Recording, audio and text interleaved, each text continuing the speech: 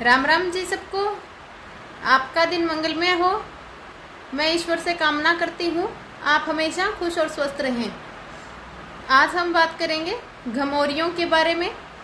जैसे घमौरियों का सीज़न चल ही रहा है अब, बरसात का मौसम, और ये जो अब है जुलाई अगस्त सितंबर, ज़्यादातर जुलाई अगस्त में बहुत ज़्यादा घमौरियाँ होती है।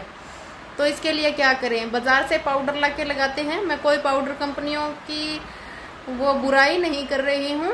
एक बार के लिए ठंडक मिलती है लेकिन जड़ से ख़त्म नहीं होती।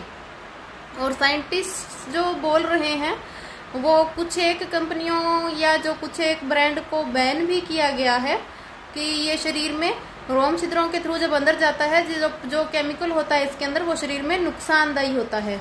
तो अब क्या करें? बहुत जलन होती है, बहुत ज़्यादा घमौरियाँ हो जाती है।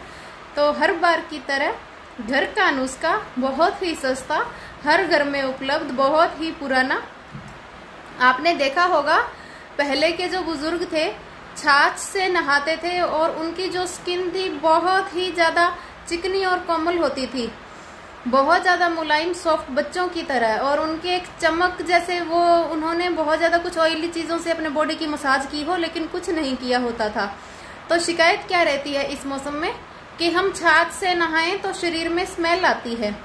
वो क्यों आती है और हम वो सहन नहीं कर पाते? इससे अच्छा तो घमौरियाँ ही ठीक है। तो आप एक काम करें, जब ये मौसम है पसीने का तो इस सीज़न में आप बालों में छाछ ना लगाएं, क्योंकि बालों में जब हम छाछ लगाते हैं तो ज़्यादा मिच आती है, एक स्मेल जो जिसे हम आम भाषा में मिच बोलते हैं वो आती है। तो बालों में ना लगा के एक आप छाछ का जब प्रयोग करें तो हम आम तौर पर क्या करते हैं, जो पीने के लिए छाछ रखते हैं उसे तो किसी घरों में छाना जाता है, किसी को ऐसे ही अच्छी लगती है तो बिना छाने रख लेते हैं। लेकिन नहाने के लिए जो छाछ रखते हैं बोलते हैं इसे पीना तो है नहीं, बिना छाने रख लेते हैं और वैसे ही नहा लेते हैं। तो नहाने वाली छाछ को आप जरूर से जरूर छाने, क्योंकि उसके अंदर जो कचरा होता है छाछ का ही, उससे स्मेल आती है। दूसरा आप क्या कर सकते हैं, यदि सर में भी लगाना है और सर में भी घमौरियाँ हैं या बाकी शरीर पर भी आपको स्मेल की दिक्कत लग रही है तो आप उस छाछ में थोड़ी सी मुल्तानी मिट्टी का पाउडर मिला लें, जो कि बालों में अगर लगाना है तो थोड़ा गाढ़ा पेस्ट सा बना लें मेहंदी की तरह, छाछ और मुल्तानी मिट्टी का। बाकी बॉडी पे लगाना है तो थोड़ा उपटन सा पतला सा छाछ और मुल्तानी मिट्टी, दो ही चीज मिला के आप लगा सकते हैं। चाहे तो इसमें थोड़ा नींबू का रस भी मिला सकते हैं। एक बार के लिए थोड़ी जलन हो सकती है लेकिन चाहे तो करें, नहीं तो स्किप भी कर सकते हैं, आपको जलन की भी जरूरत नहीं है। छाछ से जब हम नहाते हैं, क्योंकि इस मौसम में छाछ को चाहे आप फ्रीज में भी रखोगे तो उसमें भी वो बहुत ज़्यादा खट्टी हो जाती है। कहीं भी आप रख लीजिए, सुबह हम जल्दी मक्खन अलग करके छाछ को फ्रीज में रखते हैं तो भी वो बहुत ज़्यादा खट्टी हो जाती है। और ये इन घमौरियों के लिए रामबाण है। आपको पुरानी छाछ लेने की भी ज़रूरत नहीं है, क्योंकि इस मौसम में छाछ ऑटोमेटिकली डेली ही खट्टी ही होती है। लेकिन जो मैंने आपको छाछ के दांतों के लिए कुरले बताए थे और मुंह में थोड़ी देर रख के उसकी मसाज बताई थी, वो छाछ आप पुरानी ना लें। उसमें मैं थोड़ा आपको ये बताना शायद भूल गई होंगी कि जो हम कुरले कर रहे हैं छाछ के, आप यदि दांत साफ छाछ से करने हैं तो या तो आप अर्ली मॉर्निंग जब सुबह छाछ रेडी होती है उसी टाइम करें या बाद में ना करें। यदि सर्दी में आप 1-2 दिन पुरानी छाछ से नहा सकते हैं, बहुत अच्छी होती है खट्टी छाछ, लेकिन मुंह में आप उसे कुरले ना करें, दांत साफ ना करें ज्यादा खट्टी छाछ से, कारण होठ फट जाते हैं। वैसे कोई नुकसान नहीं है लेकिन खट्टेपन की वजह से होठ फट जाते हैं। तो आप ताज़ा मुंह के लिए ताज़ा छाछ इस्तेमाल करें कुरले करने के लिए। बाकी चेहरे पे आप थोड़ी खट्टी भी लगा सकते हैं। आंखों का थोड़ा ध्यान रखें, ज़्यादा आंखों के अंदर ना चली जाए। कोई नुकसान तो नहीं है, लेकिन वही आंखें बहुत कोमल है तो हर चीज़ आंख में नहीं जानी चाहिए।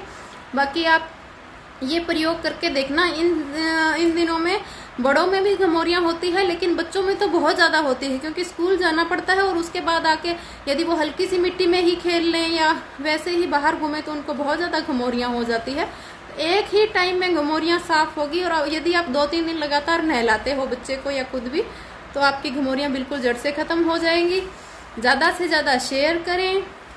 हर घर में घर का नुस्खा पहुँचना चाहिए, किसी को भी बिना फायदे नहीं रहना चाहिए, सबको फायदा मिलना चाहिए। एक बात और बोलना चाहूँगी, सभी से हाथ जोड़ के निवेदन है, मेरे को कम से कम 7-8 लोगों ने बोल दिया कि तेरे वीडियो अच्छे लगते हैं, लेकिन हमें जब कुछ ज़रूरत होती है तो हम पूछ सकते हैं, सुनते नहीं हैं, चला के रख देते हैं। तो सभी से विनम्र निवेदन है, ऐसा ना करें। जरूरी नहीं कि आप सब है स्वस्थ हो तो पूरी दुनिया स्वस्थ है। आपको ये घरेलू नुस्खे मैं चाहती हूँ सबको पता होना चाहिए।